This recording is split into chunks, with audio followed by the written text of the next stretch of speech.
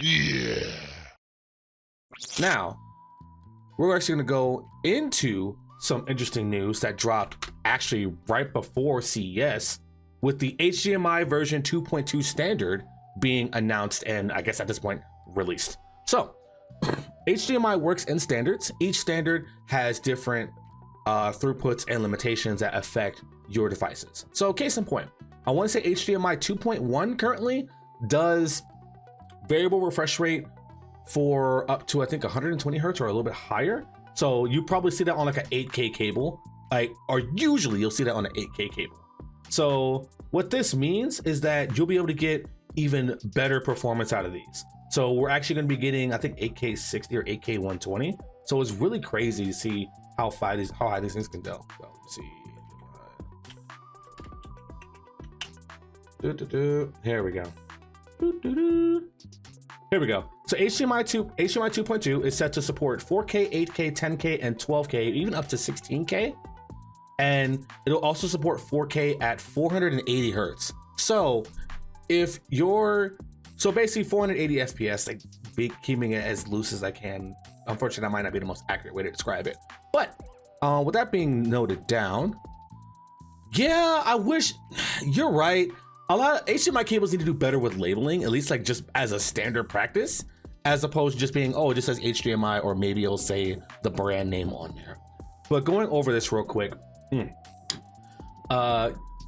So case in point, HDMI 2.1, I believe you can do 4K 120 hertz, which is way better than at 60 hertz. So putting in perspective, if you have a PS5 supports variable refresh rate.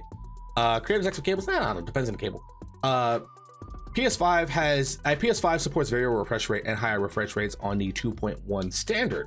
So if your TV or monitor supports HDMI 2.1, to keep it simple, your games are going to run smoother and faster with the higher refresh rate. So that's something to kind of keep in mind. So the TV I purchased the Hisense, I think it's like C7. I forgot the exact model, but basically I got it with the intention of me getting a PS5 or an Xbox Series where I can play games at 120 frames a second, which is similar to my computer, which I could do at 165 because of the monitors. So, and the cabling, which I'm using mini DisplayPort. So to keep it simple, HDMI 2.2 is going to be the new wave for higher end entertainment and display and data transfers for this, because the higher the throughput, so the gigabits per second, you'll see it says 96 gigabit per second. That means that's more and more data that can be sent between devices, so video and audio quality. So probably really good for soundbars that support it, and of course TVs, maybe even projectors that can handle all that extra beefy performance. So something to kind of keep an eye on, but nothing you need to really worry about currently, because a lot of devices won't be able to support it, and TVs that do support HDMI 2.2 are going to be, how do we say, full expensive. So yeah, don't worry about that too much, but just keeping an eye on when you start seeing things like this. HDMI 2.1, honestly, I still say is really worth it. You can get a TV that supports it for maybe about $600 or $700, depending on the size, the brand, and where you get it from. So yeah, that's definitely something I found to be very fascinating right before CES.